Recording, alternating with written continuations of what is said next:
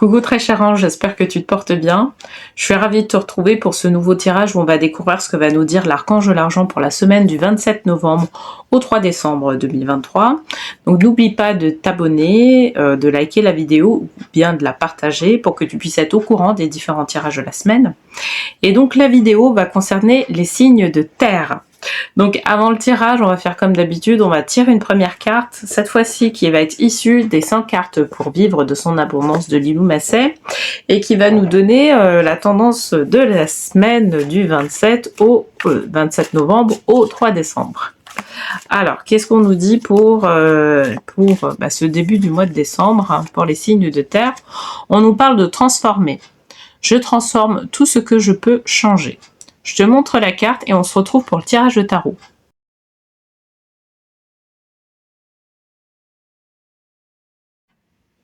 Bienvenue très cher signe de terre pour ce tirage. Alors pour rappel, j'avais tiré la carte transformer.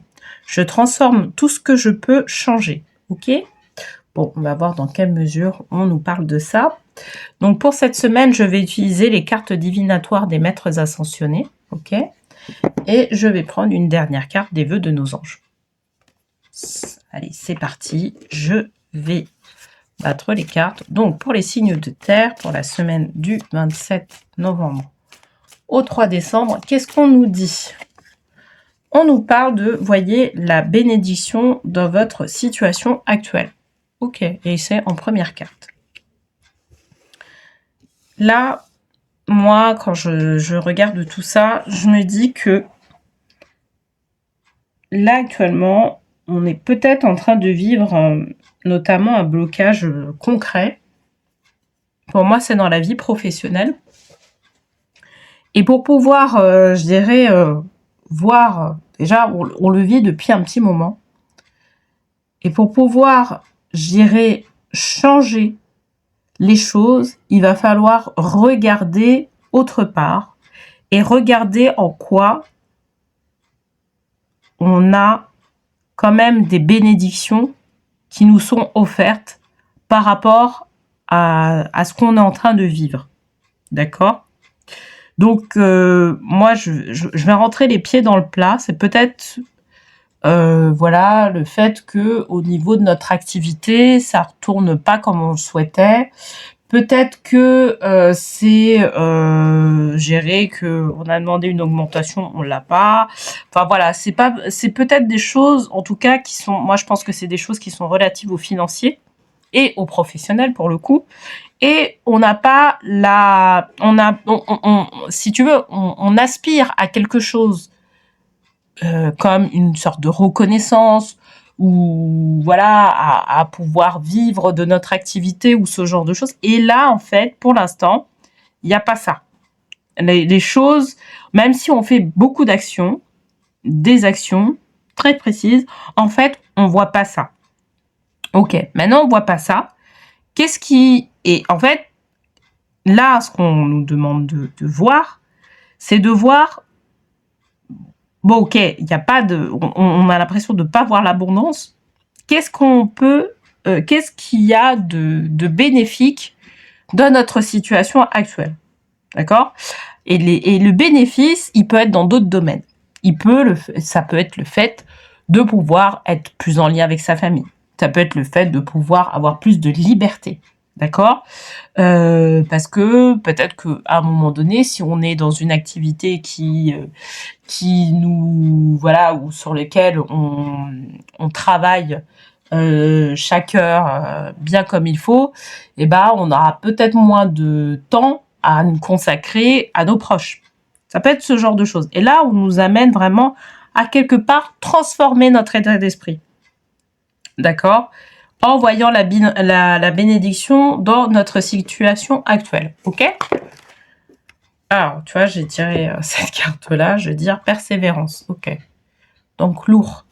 Alors, pour moi, c'est une vertu, c'est quelque chose, c'est au-delà de la valeur, c'est vraiment le côté où on sait qu'on est comme ça. On sait qu'on persévère. En fait, on est en train d'apprendre que on est quelqu'un de persévérant. D'accord? Qu'on est quelqu'un qui ne lâche rien. Ok, et ça c'est pas mal parce que ça peut être utilisé pour d'autres domaines. Ok, mais d'un autre côté, ce côté-là de persévérance, en fait, ça nous empêche aussi de lâcher prise. Et moi, je pense que le fait de tirer cette carte-là en position de Ganesh, en fait, ça nous dit qu'il va falloir lâcher prise aussi. D'accord? Donc, c'est le contraire, en fait, de persévérance. D'une certaine manière. Je pense pas que ça concerne des personnes qui, par exemple, aient monté une activité, voient pas de résultats parce que les personnes n'ont pas fait le nécessaire. Je pense que les personnes ont fait le nécessaire. Maintenant, il y a un certain lâcher-prise à avoir sur les résultats. Et c'est ça, c'est ce qu'on nous dit, en fait, par lourd. Tu vois? C'est vraiment ce côté-là, parce que peut-être que notre état d'esprit n'est pas encore bien fixé pour justement accueillir cette abondance-là, ou peut-être que c'est pas le moment aussi. Et moi, je pense que c'est plutôt la deuxième, c'est peut-être pas encore le moment pour pouvoir accueillir cette abondance-là, parce que on n'a pas pris en compte que on avait des bénédictions autre part, tu vois. Donc il y a vraiment ça qui est dedans. Alors, hop. En fait, tu vois, c'est comme si on était trop focalisé dans un domaine et jusqu'à presque de l'obstination. Sauf que là, on doit lâcher, voir là où il y a une bénédiction, malgré nos résultats qui sont pas forcément hyper probants. Mais faire ce mouvement-là de lâcher prise pour pouvoir voir les bénédictions qu'il y a. Et justement, quelque part, on nous demande de réintégrer des énergies qui soient bonnes pour pouvoir vraiment aller de l'avant. Les énergies de bénédiction, c'est des énergies qui sont rattachées à la joie, rattachées au bien-être, rattachées vraiment à la paix intérieure. Mais là, on est peut-être trop sur le faire, en fait. Alors, écoutez votre cœur. Saint François. Pour moi, en fait, ce qu'on est en train de me dire, c'est il y a des priorités aussi ailleurs. La priorité, c'est pas... faut arrêter, en fait, d'être... je dis faut arrêter, mais c'est vraiment... Parce que derrière, on me dit, c'est obstination. Faut arrêter d'être focalisé que sur le matériel, que sur le côté machin. Parce que, en fait, c'est pas là où va arriver... c'est pas là où on voit les bénédictions et c'est pas là où va arriver l'abondance pour l'instant. Pour l'instant, je dis bien. À partir du moment où on fait ce mouvement-là de recul, où on fait le nécessaire, bien évidemment, et qu'on commence à lâcher prise, c'est à ce moment-là qu'on sera plus à même de pouvoir réincorporer tout ce que notre intuition, tout ce que notre cœur nous communique. Et qu'on va faire des choses qui soient gérées vraiment en cohérence avec notre âme, notre corps, notre âme et notre esprit. D'accord ? Parce que il y a peut-être un manque de cohérence, un manque de... Il y a des actions qu'on met en place et en fait, c'est des actions peut-être qu'une personne à l'extérieur a dit bah ouais, c'est bien de mettre cette action-là, mais par rapport à nous-mêmes, en fait, non, c'est pas forcément... ça le fait pas. D'accord ? Et c'est ce qu'elle nous dit, en fait, cette carte « Écoutez votre cœur » de Saint François.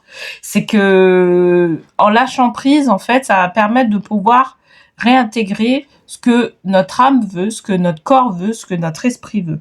D'accord ? Et mettre en place, après, des actions qui sont en cohérence avec ces 3 éléments. Ok ? Allez, je vais tirer une dernière carte pour conclure le tirage.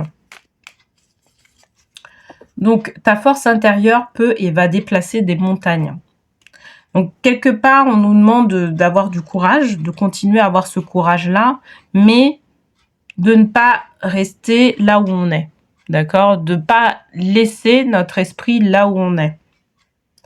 Parce que À partir du moment où on fait ce shift-là, de mettre notre esprit là où effectivement il y a de l'abondance, là où on peut faire des choses, c'est à ce moment-là que il y a des fonctionnements, il y a notre intuition qui va se remettre en place et qui va nous proposer d'autres choses et qui va permettre de pouvoir résoudre la situation, parce que c'est ça qu'on souhaite au final, tu vois.